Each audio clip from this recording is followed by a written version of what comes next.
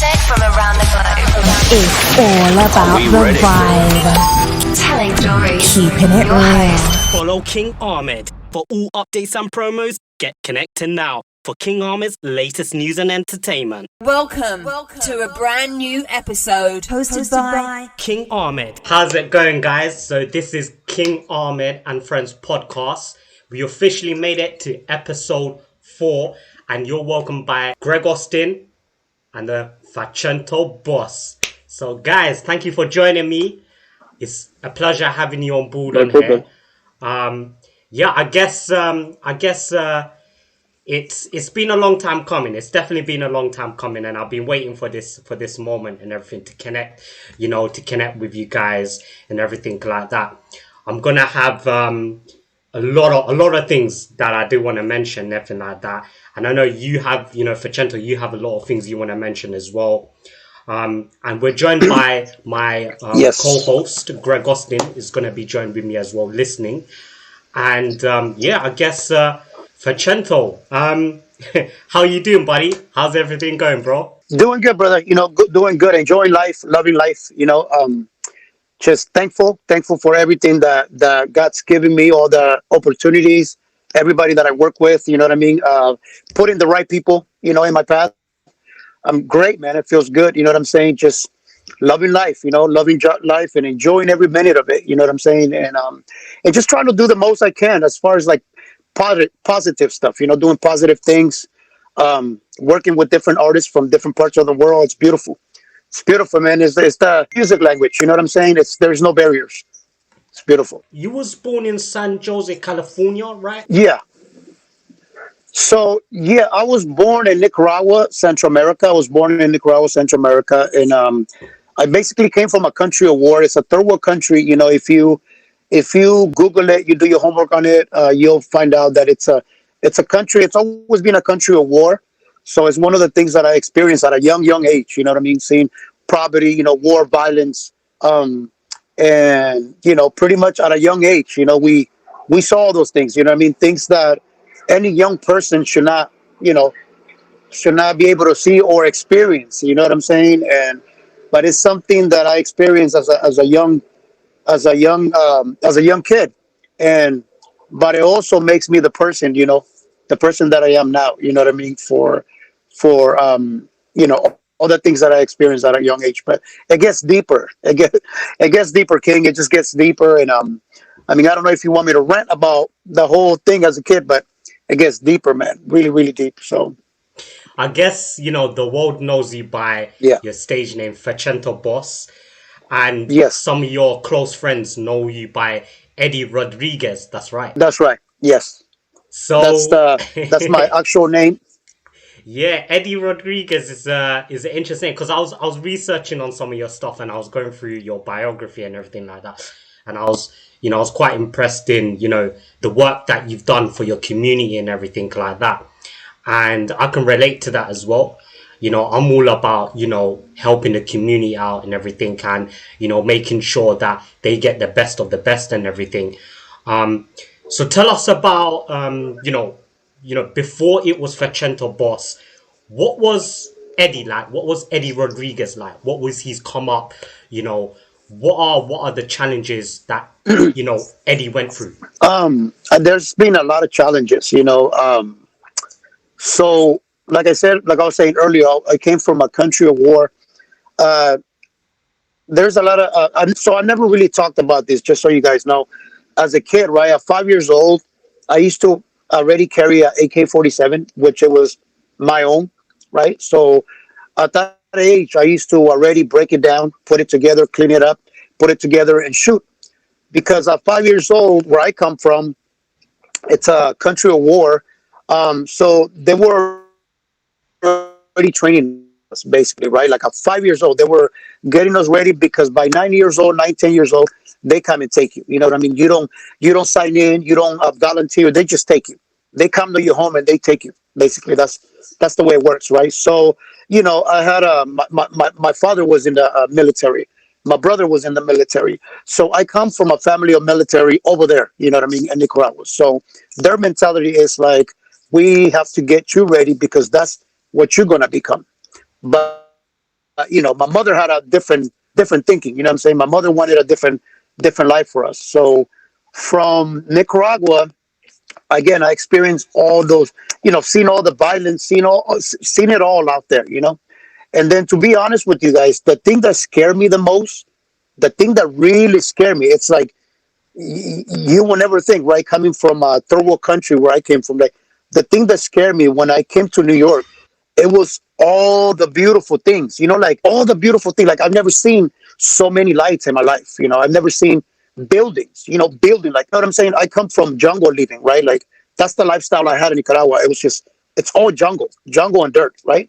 So, and, and basically war, poverty, violence, no education. I actually learned how to read and write my own language in the United States because I didn't have no education in my country, where I came from, So a lot of struggle, you know what I mean? So imagine the culture shock, right? Coming to the United States, going straight from a third world country to New York, Brooklyn, one of the biggest cities, out of the United States, right?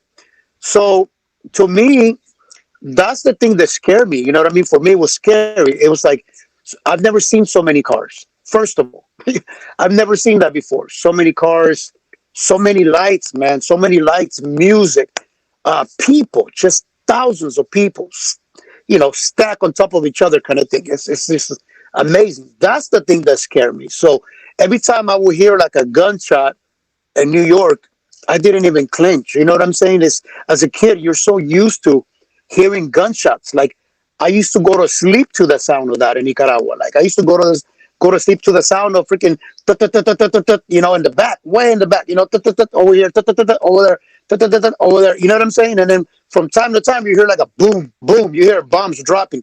But that's the sound that I was used to. So every time I would hear that sound, it would never scare me. I never felt weird. In New York, I heard gunshots, here and there, but it never really scared me. It was just, like I said, the beautiful things, that New York had to offer, chocolate. Never tried chocolate in my life. The first time I tried chocolate, I was like 10 years old. You know what I'm saying? And it was amazing. And the first chocolate I tasted was Snickers. The chocolate Snickers? That was my first chocolate, dude, and I fell in love with it. And then chocolate milk. Oh my God, I've never had chocolate milk in my life, so it's like, man, but stuff like that, guys. Those are the things that those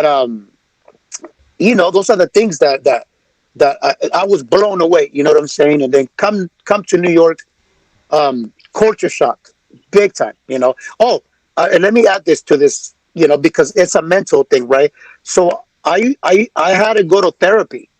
Me and my siblings had to go to therapy for like 5 years, mental therapy, because of the fact that all that stuff that we see in Nicaragua and then coming to the United States and experience a different lifestyle, so mentally we were kind of messed up, to the point that we had to seek professional help. We had to seek professional help because from time to time, I remember I will break, like I would start crying or tears will come out. And I couldn't understand why, as a kid. I couldn't understand why all of a sudden I'm crying, tears coming down. And I'm like, and then, it's like, I will have to think about it. Why am I crying? And I'm like, man, it's because I've never tasted this before. You know what I'm saying? Like, I've never seen this before. It's like, when people talk about aliens, people seeing aliens or you see a UFO, it was kind of like that for me in New York. Like, oh my God, what is this? TV. Honest to God, guys, a TV. The first time I saw a TV was at 10, 12 years old. Remember That's what I'm saying. It's like, oh my God. Yeah, exactly. See, so with the sport of boxing, became a boxer, did the Golden Gloves, the whole 9 yards, competing, loved it. It was my passion. It's like, that's what I really thought it was going to be. My calling was boxing. I really thought I was going to be professional, professional fighter and stuff. But due to a car accident, I had a really, really bad car accident. It didn't work out for me, and I hit depression. You know, I hit depression after the car accident. So it gets deeper. But I'm gonna I let you ask guess me any other question. I guess I would say, I mean, I definitely do want to touch up on that. I'll come back to that. But I just want to kind of like, go back to what you were saying. How, when you was growing up and you're a kid and you're seeing all these things, before your eyes, and you're just there thinking, yeah, I'm in the middle of this. I'm in the middle of this war zone and everything. When all that was taking place, as you was transitioning, how did, when you was heading down to New York, how did New York come into your life? How did you transition into going into Brooklyn? Because again, Brooklyn's also another war zone as well. How did you kind of like settle in? How did that transition and come in? Was you there when you was a kid as well and everything? Yeah, so because okay, so where I come from, it's like to me in New York, it wasn't really scary, because you got to understand, it's like there is actual war. You come from a country Yeah. where you actually seeing action, right, on the daily, everyday action, like real action, and then you come to New York and you see fights, or somebody stabbing somebody, or a gunshot, somebody got shot, but I can't compare it. To me, New York was more peaceful. Compared to where I came from, New York was peaceful. It's just the only difference is New York had the technology, the technology that I've never seen before, and that's what scared me. I'm telling you, because I've never seen it before. But as far as like New York, when we got to New York, I don't remember New York ever scaring me at all. Like I said, it's just not New York, the city itself, but I mean, let me rephrase that. The people didn't scare me. It was the things that I've never seen that scared me because it's something that I had to take in and understand. What that is. Can you imagine this? Right, a cell phone. Think about that for a second. A cell phone. I've never seen a cell phone as a. You know what I mean? As a never seen a cell phone. The So small that things. scared me. That it's. I feel like you have to live it to understand that feeling. You know what I mean? That gut feeling that like, oh my God, it's like, wait, you can hear me? Well, I can we're talking. Oh my God. You know what I mean? Those are the things that it's like it amazes me.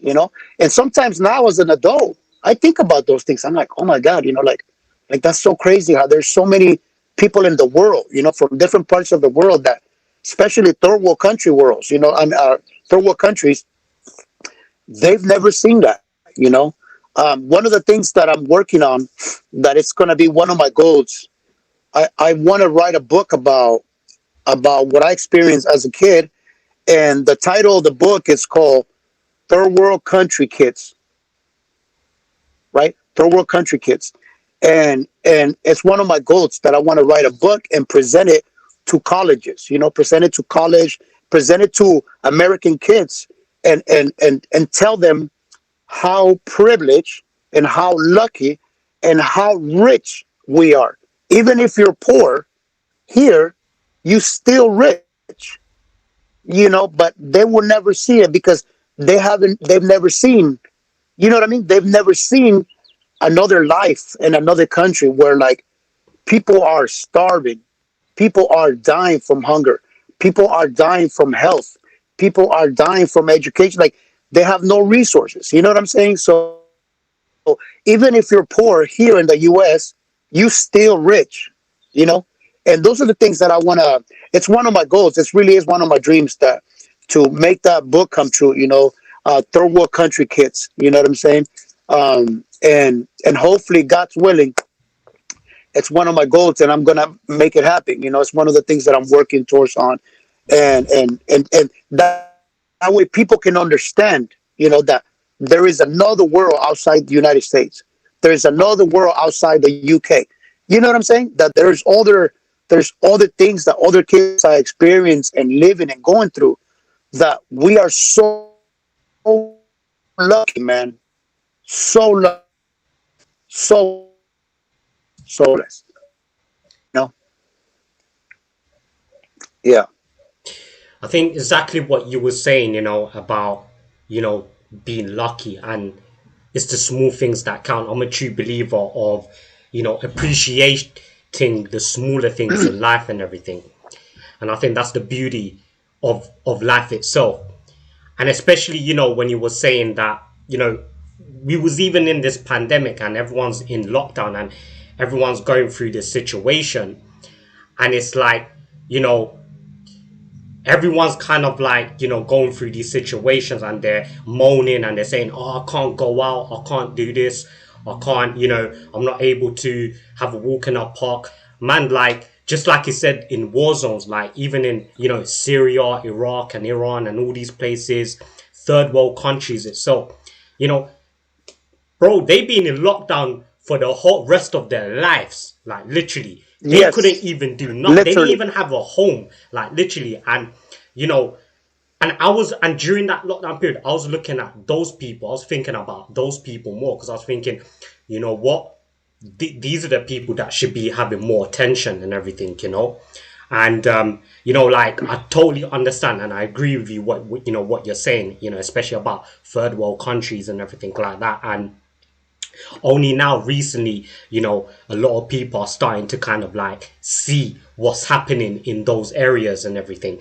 And it's very important, to have awareness of that and, just to kind of like have a feel of, being on those grounds and everything. So yeah, I totally agree with that. Yeah, man.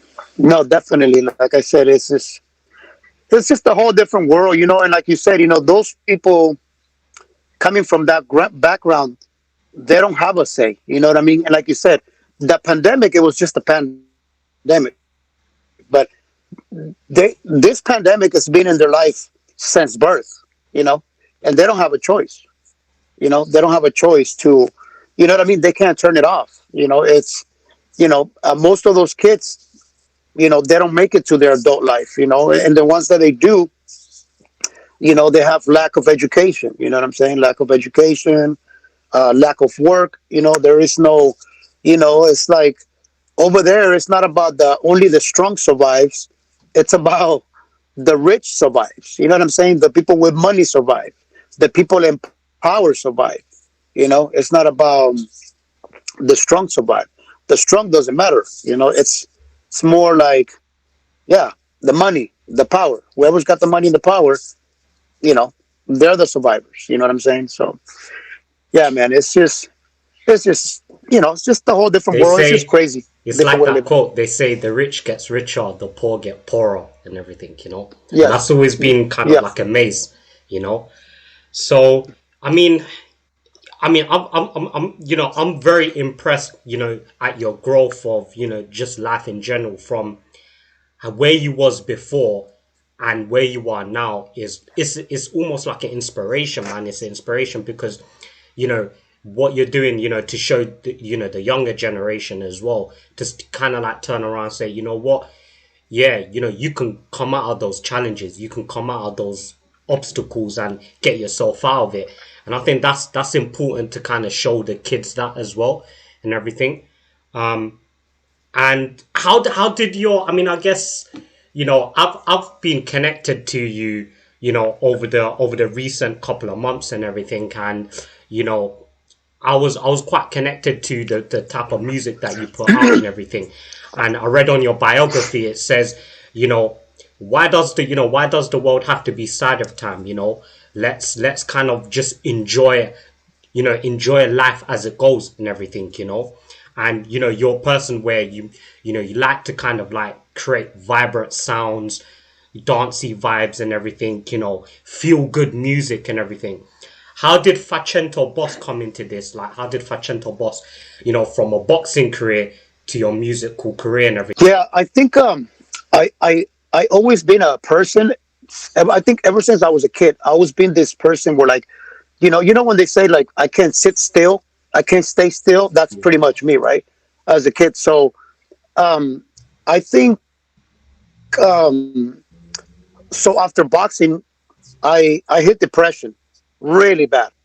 I hit depression really bad because boxing was like my therapy, boxing was like my drug.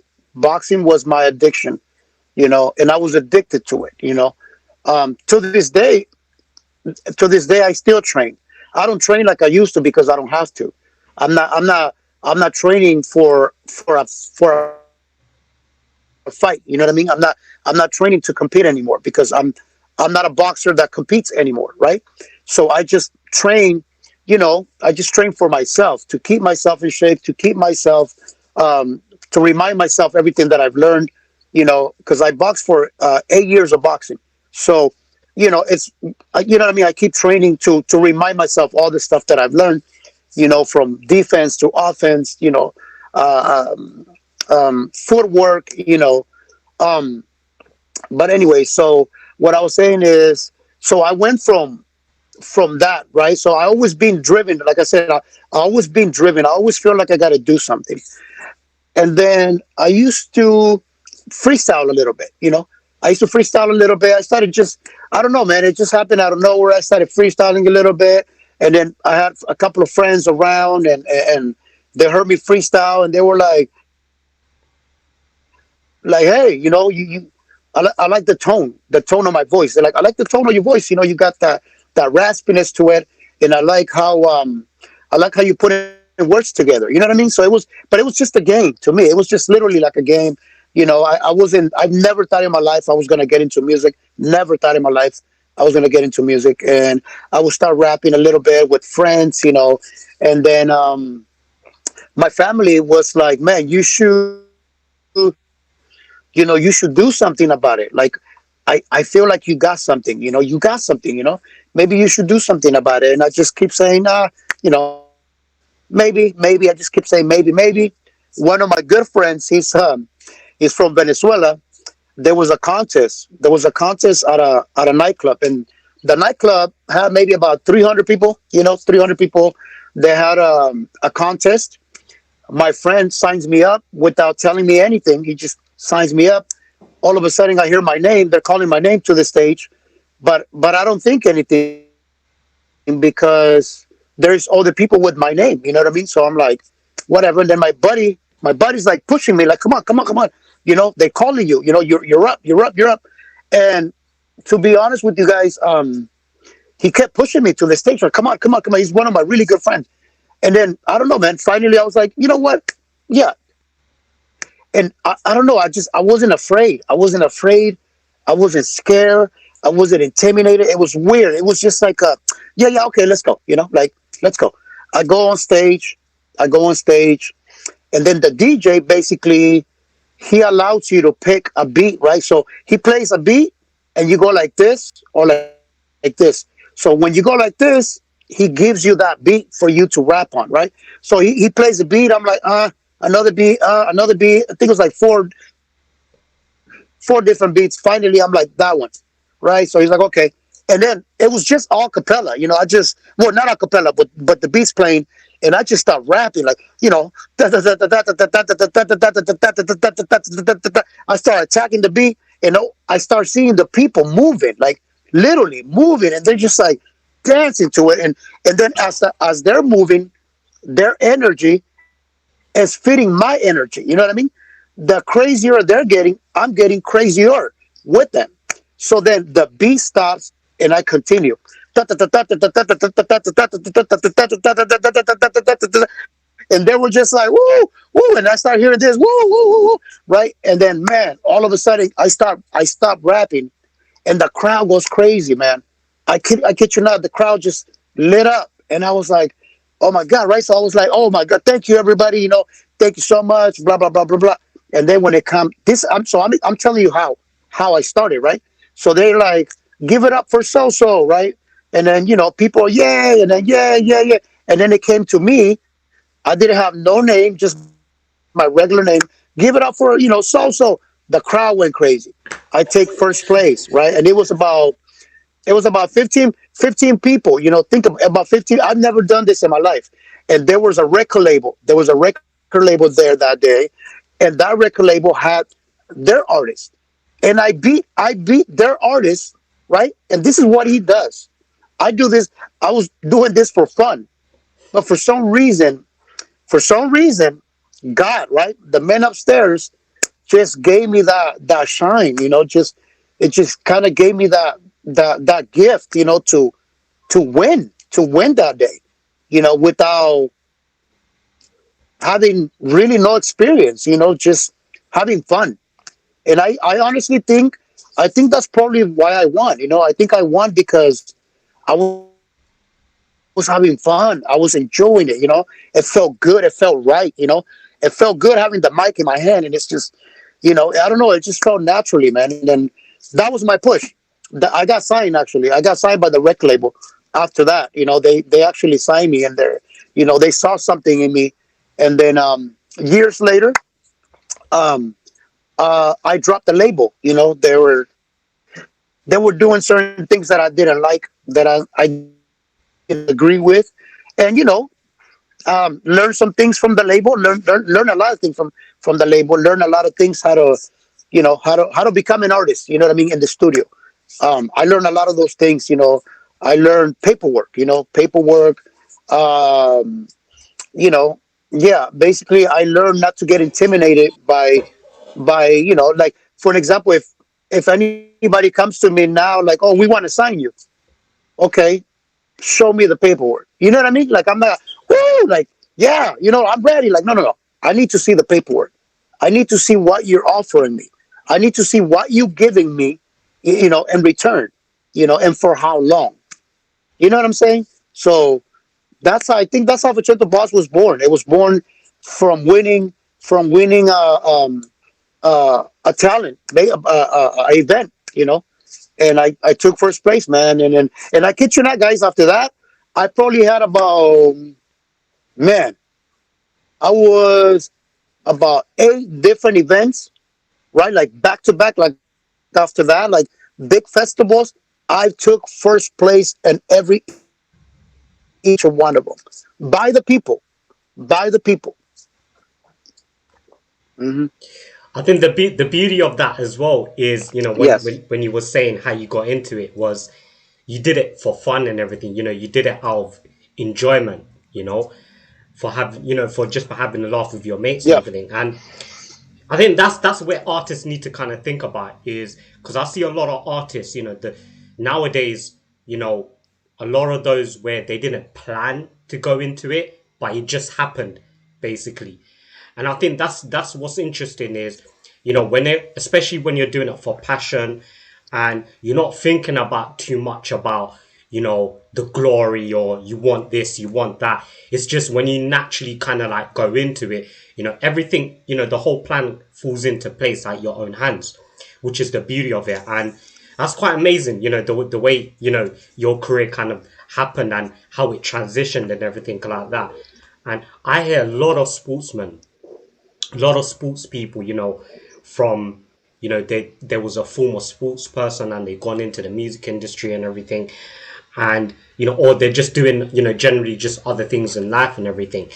And, those things is where, like you said, where you didn't think about it. You wasn't, you didn't turn around and you didn't say to yourself, yeah, oh, I want to be this, I want to be, so and so. You just naturally just went into it, with all confidence. And, that's definitely the beauty of it as well and everything. And that's phenomenal. And I reckon, people should kind of like notice that nowadays. They should know that nowadays. And, life is just all about kind of like going with the flow, man, and just enjoying the journey as it goes. So you were saying, so I guess, That's right. That's when you was coming into, being this, this brand, Facendo Boss, how did that branding come across? This is the road I'm gonna go through. No, definitely not. I was, independent. I started on my own. I think once I got signed to the rec label and I experienced that, being on a rec label, I experienced what it's like. Um, um, I always found myself working, man. That's one of the things about myself is, I'm a workaholic. You know what I'm saying? I'm a workaholic on my regular job. I'm a workaholic on music. Everything I do, I give it my 100%. You know what I mean? Even when I used to do boxing, same thing. I always give it my 100%. I just always been that way. I always been built that way for some reason. reason. I don't know why, but I always been that way, right? So I think the Facento boss, the reason why I came up with Facento, so the meaning of Facento, it means cocky, just so you know. It means arrogant, somebody cocky, right? But let me explain to you why I chose the name. The only reason why I chose the name, because I'm completely the opposite. I'm very, very humble. I'm very down to earth, very humble. But the reason why I chose the name was, for an example, right now we're all having a conversation. When I'm on stage, I'm a whole different person. When I'm on stage, Facento Boss is a boss. You know what I mean? I'm ripping the stage. I'm killing the stage. I got the chains. I got the watch. I got the whole thing, right? But that's Facento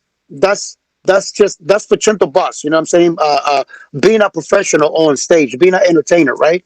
So the reason why I came up with a name was every time I did shows and I go on my VIP session, you know what I mean? I go to my VIP session when I'm relaxing, you know, talking to people, taking pictures and stuff like that.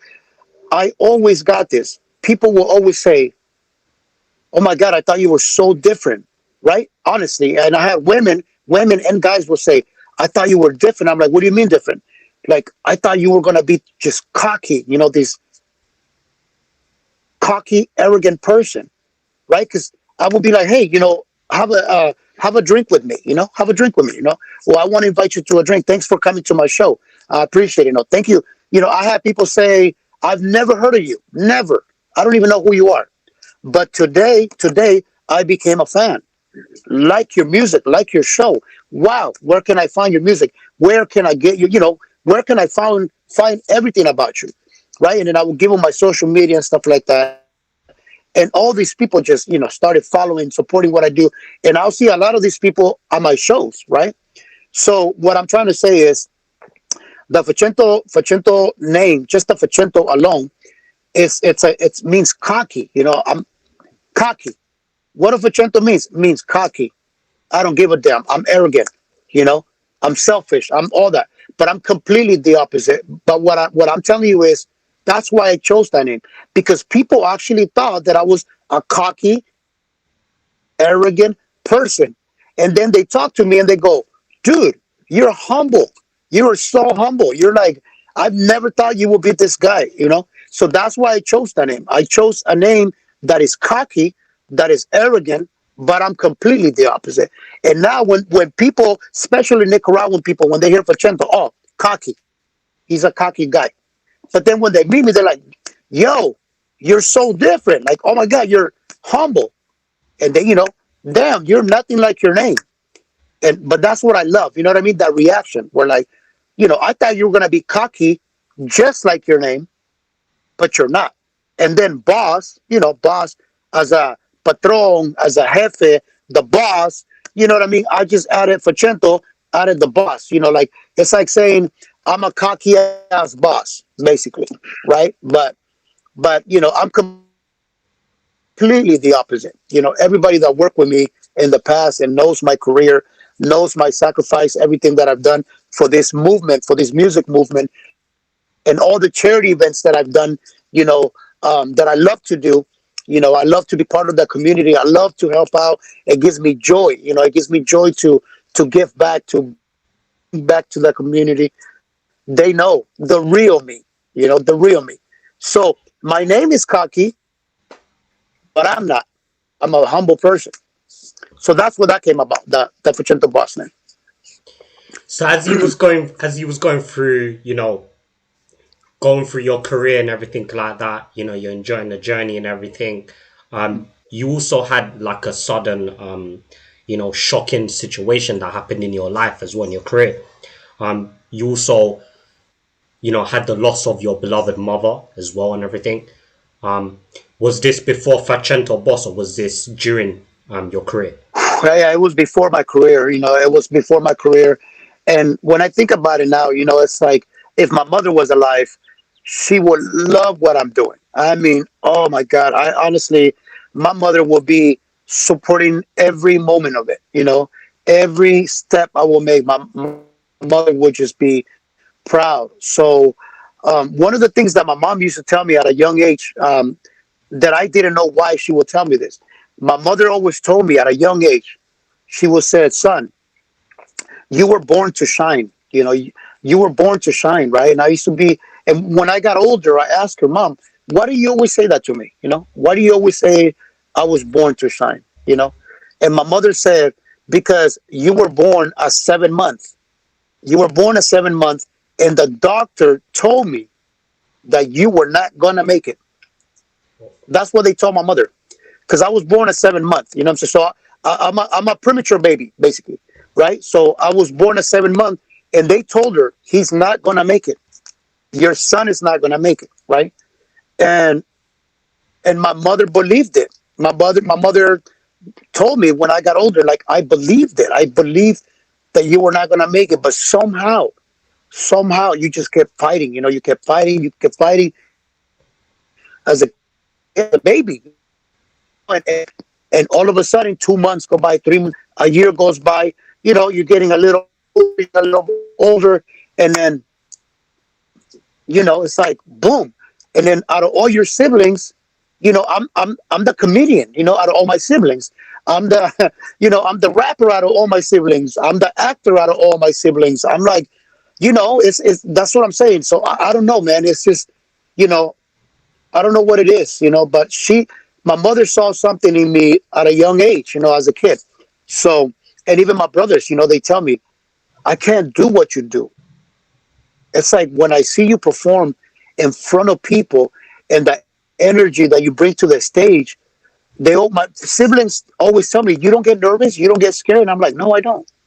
It's I love it. It's beautiful. The feeling, it's a natural high, when you're on stage. It's just amazing. It feels amazing that you are able to perform for people, and especially if they're enjoying what you're doing and they're feeding off your energy. Oh my God, man, it's amazing. So yeah, man, I lost my mother at a young age. I was 20 years old. I was years old when my mother passed. And what's really sad about that, I told you before that I basically, when I was younger, I would say just turned 17 years old. I got in trouble with the law, right? I got in trouble with the law. I was 17 years old, and I got in trouble with the law. I ended up doing 5 years out of my life. So I ended up doing 5 years out of my life. And when I get out, when I get in trouble, I do 5 years, I get out. 5 years later, I have my mom for literally for 1 year. So I got to enjoy my mother for 1 year, and then she dies. You know what I'm saying? So that's one of the things that to this day, it haunts me. It haunts me, because I lost all that time that I could have been with my mother. And my mother was like my best friend. Not just to me, but to my siblings too, because she was father and mother. You know what I'm saying? Like, she's the one that raised all of us. So, me coming out of that situation, things are different. My way of thinking is different. I'm the youngest, but I'm acting like the oldest when I come out, because when you in there, you got to be tough. You got to turn tough. It's like, there's no questions about it. I don't care who you are. If you ever get locked up, if you ever get arrested and do some time, you will change. I don't care how good of a person you are. I don't care. It could be, you could be a bad person and turn and become more bad. I did the time. I did the crime. I did the time. I pay my dues, and in society, and then lose my mother. Right? I get to enjoy my mother for 1 year after getting out, and I told myself, I don't want that life for me. You know what I'm saying? Like I want to be an example. Every time I did good things, every time I was being positive, it felt good. It felt amazing. You know what I'm saying? And when I was being bad, I knew I was being bad. I knew what I was doing, and there was like an emptiness to it. You know what I mean? There was like an emptiness. There was like this weight. Every time I was doing something bad, I felt empty. I felt I didn't feel no love, I didn't feel no caring, I just feel like this weight on me, like this dark cloud, right? But then every time I did something good, bro, it felt good, man. It felt amazing, Every time I did anything positive, it felt amazing. So I fell in love with that feeling. I, I, I fell in love with doing good things and becoming a positive person. So now I live my life teaching people in general, you know, like, dude, you can change. It doesn't matter if you made a, none of us are perfect. I came from a broken home, lost my mother at a young age, came from a country of war. So of course I made a mistake. I didn't have a father to guide me. I didn't have no guidance. So of course I committed a crime. That's all I knew, right? That's all I knew. I didn't know anything better. But then me doing that, during that time, um, I became who I am. And let me tell you guys, I'm thankful that I got caught. Honestly, I'm thankful that I got caught. I'm thankful that I got sentenced. I'm thankful that I did 5 years out of my life. I'm thankful for all that because that was the thing that woke me up, woke me up. And then my mother passing, it's just, and to be honest with you, I'll make this real quick. The thing that really changed me, my mother passed away, being out for 2 years. I have a daughter. I get with somebody, she gets pregnant. She has my baby. The minute I'm holding my baby in my hands, like me holding my baby, that that's when I told myself, never again, never going back, never going back. I'm never committed. I'm never doing anything bad to I don't want to be that person. You know what I'm saying? Like, I want to be a father to my child. I want to raise my child. My dad wasn't there. So I'm like, I don't want to be nothing like my father. Nothing. So I'm going to be there for my child. And to this day, my baby lives with me. My baby loves me. Like, I love my daughter. We love each other. You know what I'm saying? We love each other. She's my friend. Number one, she's my daughter. Number two, she's my friend. And that's how I try to live my life now. You know what I mean? Positive, just doing good things, man. It feels good. It feels great. It feels amazing. You're absolutely right. When you was mentioning about, soon as you have your own little family, and you have your kid, that's when it kind of hits you. That's where you kind of realize, and it changes you, and it makes you see a lot of things where, whoa, I got my little family now. I got my kids now. All focuses on them, and I gotta change my path. I gotta, make sure that their path is well and good and everything. And it really does change a lot of people. I mean, some of my friends, bless them, they're married, they got kids now and everything. And, they're all motivational speakers, they're all public speakers, inspiring the world, doing many, phenomenal stuff. And 10 years ago, I couldn't have imagined this, and it is quite interesting, when you see them transition and everything. And, it just does tell you, when you were saying about you was in the system and you was behind bars and everything. And, society does look down on a lot of, people, that's been through, situations where, they've been through criminal situations or they've been in, those kind of like, that kind of world, that dark world and everything. And, it does tell you that, what, the person probably must have had the most ugliest history, but look at where they are now. They're the most beautiful people, beautiful life ever. Like you said, humble, down to earth and everything. And that's amazing. And funny enough, I usually tend to kind of like connect more with those type of people. Perhaps maybe because I could relate to them, because I can understand and everything. Even though I haven't, God bless, I haven't been in that kind of, in that kind of criminal situation, but I have been associated, I have been around, surrounded by those types of people, to see it and understand it and everything, that type of lifestyle. So I think that's quite amazing. I think the question I do want to ask though is, now that you're this new Facento boss, you're in this new chapter. Have you ever thought about, or did you visit, your homeland, your original homeland again, and see, what it's like now, and seeing the future kids there as well? And did you ever try to perform there? That's one of the things that it's actually on the works right now. I'm definitely going to be going out there, and I'm definitely going to be doing some big things out there. Like, I'm talking about like concerts, like big concerts. Nice. You know what I mean? Where I got promoters. Yeah, man. Thank you. I got promoters. So many different promoters that are reaching out to me, that they're like, we're ready for you. We've been following your movement. And that's what it takes, man. You just got to be patient. This is one of the things that I've learned. There are certain people that they just want to fly, right? But it's like, man, when you go to the struggles, when you go to the ups and downs, to the struggles, I think that's when you realize and you appreciate things better. You know what I mean? And then little by little, things starts progressing, things starts getting better. You start seeing the bigger picture. The doors are starting to open, right? So that's one of the things that I'm looking forward to.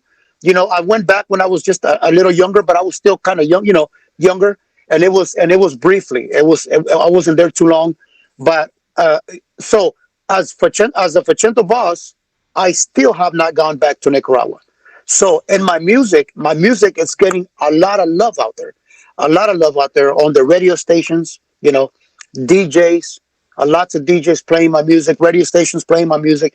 And I haven't even put one foot there yet. So, I'm praying and hoping that day Facento boss goes to Nicaragua. I want to leave an impact. That's my goal. My goal is I don't just want to show up and perform. I mean, I'm talking about, I want to show up and like, here I am. And remember me, remember my music, learn it, sing it along with me. That's my goal. Have people sing my music along with me. Remember my music and live an impact. You know what I'm saying? And the way I know the way I'm planning to do that is by performing, by being a performer, not just a rapper, like just performer, where like people will, wow, I haven't seen, or either I've seen that before from a different artist. And that's the type of energy that I like. Because one thing I can tell you guys, one thing I know for a fact that I do bring to the table, it's a lot of energy. A lot of energy. And believe me, if the crowd gets crazier, that's what I'm saying, I get crazier. You know what I mean? It's like, it's energy. I feed off energy, I feed off energy. But like I said, it don't matter. It can be 10 people, 20 people, 30 people. I'm still going to give it my all, my best. You know what I'm saying? I'm still going to give it my best. But yeah, man, that's my goal, and believe me when I say this, King, God's willing. When I touch down to Nicaragua, I'm going to do some major, there's things lined up like TV interviews, radio interviews.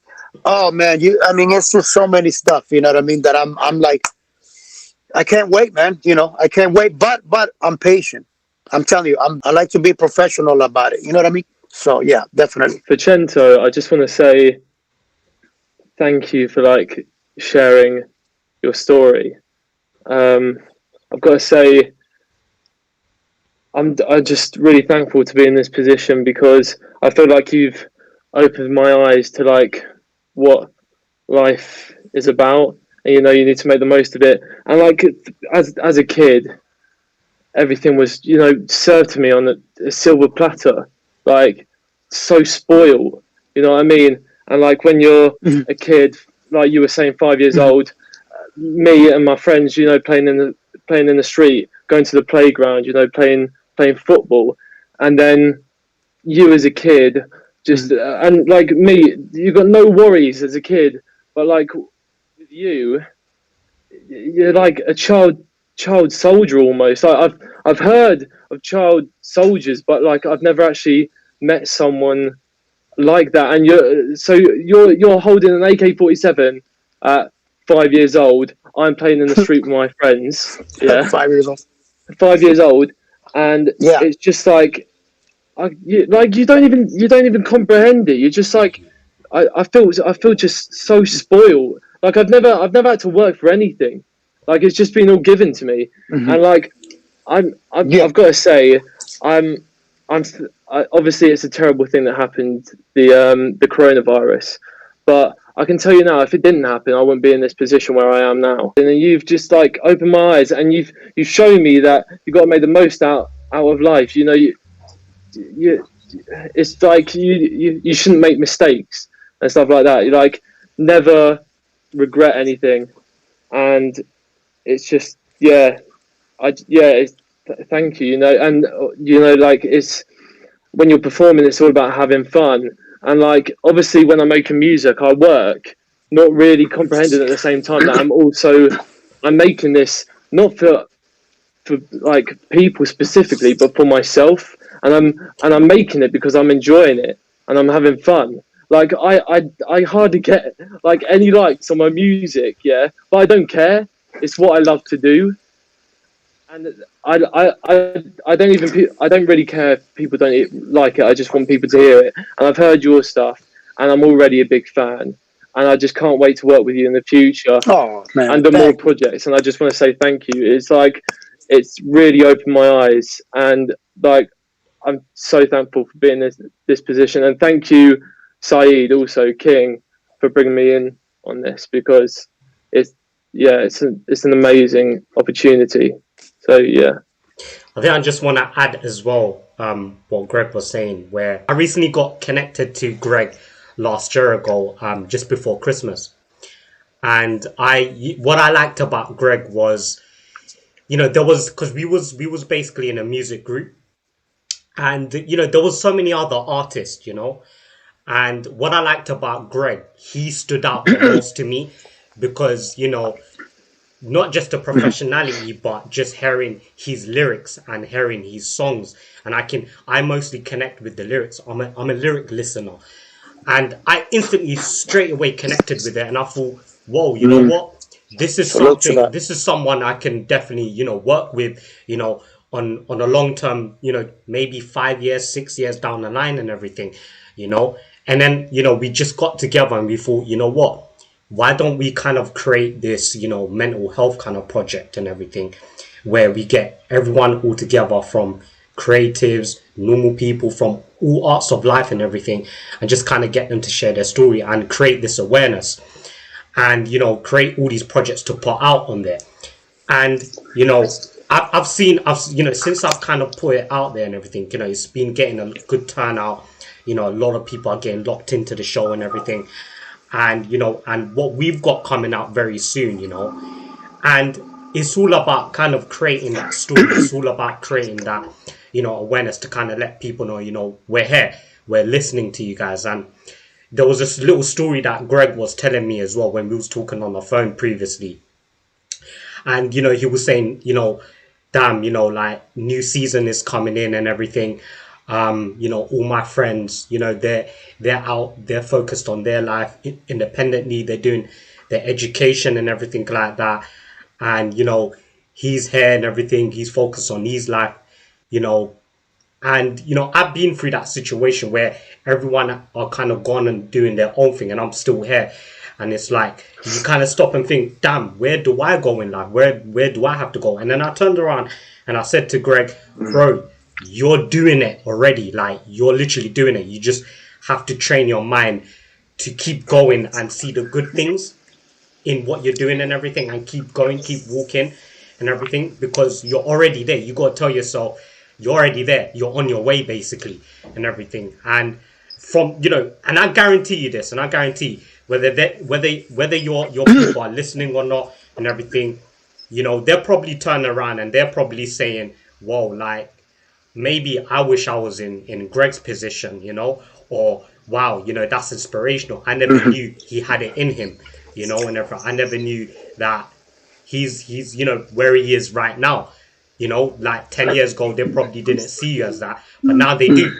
And it's all about proof, you know, seeing it is believing, and it's all about, you know what, like, you turn around and you be like, you know what, like, this is me now. This is the new chapter. This is the fresh new me. And this is the journey that I want to go on. This is the journey, the path I want to walk on and everything. And same thing with Facento. I connected with you and I absolutely loved what you done and everything. And, you know, for me, it's all about people that I can relate to and everything. Yeah, no, for sharing that. You know, well, for Greg, the thing that I want to say about Greg is, like, thank you for saying that. You know, what you just said, I love the honesty. You know, how he said, you know, he always had it good, right? For an example. But what I love about what Greg just said, you know, it's the honesty, right? And to me, when you're honest about anything that you do, it's what makes you great. You know what I'm saying? What makes you different, you know? And you know, I'm just so you know, Greg, I'm looking forward to working with you. So the feeling is mutual, you know. To me, just because I experienced what I experienced and you never experienced that, like, I cannot hold you to that. I cannot blame you for that. You know what I'm saying? If anything, it's just, I'm happy that you didn't experience that, because no kid should experience anything like that. You know, kids should experience what you experience. You know what I'm saying? Playing on a regular playground, playing, you know, soccer, baseball, whatever, you know, having somebody teaching you how to break a gun down, you know, how to break it down and clean it up and put it together and start shooting. Having somebody teaching you how to aim at a young age and shoot. You know what I'm saying? Like, no one should go through that, you know. But what I'm saying, Craig, is like, I'm also looking forward to working with you, you know. Also King, you know, he knows that already. I told him already. But, you know, it's like, I'm looking forward to this. You know what I'm saying? Because to me, this is magic, bro. This is magic. You know what I mean? To me, this is magic. Why? Because it's positive, right? It's positive. It's beautiful. You know, like you said, I was able to open your eyes a little bit, right? Of seeing things. That's amazing, you know. And to me, that makes me happy. That makes me happy that you're like, whoa, you know, man, I just met this person, you know, his music is completely different than what I do, but it's music. Like your music, Universal it's music. Language. It's a language. We put it together, brother. We put it together. Yeah. And, you know, we can hit a home run. You know what I'm saying? Ooh. Together. You know? Yeah. So, yeah. I mean, like, all music is just, it's just, even like with different kinds, it's just a massive conversation. And that's how I see it. Like your music could be a question, then I'm answering your question with my music, and, you know, back and forth. Love the idea of all our different styles. Like, I love Latino music and stuff like that, Spanish. It's just, yes. Like J Balvin, I've heard 69 do stuff as well in Spanish, and I love the style. Yes. And I've never actually done it myself. I did a song called Don't Know, where I did sing a bit in Spanish, but like, it's nothing compared to what, like, you do. Like, nice. I had to go on iTranslate and look up, you know, I had to say, you know, what's this in Spanish, and then sing in Spanish. But I think the better way of doing that is collaborating with that sort of artist who sings in Spanish and even like sings in English as well. And when it comes together, it creates something new, like brand new, and something strong, and something that all people can relate to, you know. Yes. And yes, and that's the main thing I'm looking forward to on this project. So yeah, definitely, man. I'm looking forward to it, you know. And again, you know, what you do, Craig, I can't do what you do. You know what I mean? Like, even if I want to, it's like, that's your special, you know, that's your that's his lane. That's what you do, you know. You sing, you know, that's what you do. Like, I wish I could do what you do, but I can't. But I'm okay as long as I as long as I can bring something to the table to you and get it together and make it work, to me, that's just bravo, you know? Yeah, thank you. Yes. Everyone definitely got their own kind of like skill and their own style and their own kind of gift and everything. Yep. And that's what I thought. If everyone comes down together on this project and put their own kind of style and their touch to it, putting it on the table and everything. And again, the music itself is a universal language and everything. And I think that's definitely the amazement about it and everything. So, I'm looking forward to it, myself as well. And, I'm looking forward to seeing, the beauty of how, the results of this project and everything and how it's going to come out and everything. And, it is about, inspiring the world. It is about sharing, positive information to the world and everything, when it comes to the writing, when it comes to, the lyrics, when it comes to producing your music and everything like that, and the future kids, 10 years down the line is going to see that. Our grandchildren is going to see that and everything. So that's very important. And that's always been very important for me and everything. And yeah, man, like, it's already, I can already vision it. I can already see it. So yeah, man, let's just make it happen. I'll say definitely looking forward to it. I'm like excited. I guess so. Now we're coming to the end of the show and everything. And again, it's been a pleasure having Facento on board. It's been a pleasure having my co-host Greg Austin on board as well and everything. And I'm glad whoever is listening around the world, I'm glad, if it has inspired you or you've taken notes out from the story and everything, and using it to your own, that's good enough. I believe if you can touch one person, that's more than good enough, Yes. As for myself, I just want to say thank you to you, King Greg, for this. I'm excited, looking forward for us working and connecting our talents together. Also, I want to say thank you to all the listeners, to everybody that is going to watch this, to all your followers, your followers, my followers as well. I just want to say thank you to everybody for the support. And also, let me just throw this in there. Facento Boss, follow me on Instagram, Facento Boss Official. Follow me on Facebook, Facento Boss. Follow me on YouTube, Facento Boss. You can check out all my videos and stuff like that. And I'm just very thankful that we had this conversation about people getting to know us just on the personal life and also, the music part of us. So thank you guys. I'm excited, man. I'm excited. And blessings to you both. That's all I can say. Likewise. Yeah. So I guess, well, we've reached episode 4 now. Thank you to everyone for watching. Don't forget to click that subscribe and like button. Share it with your friends. And that's www.youtube.com/MCSlicks online. You can find a full episode on there, including social media.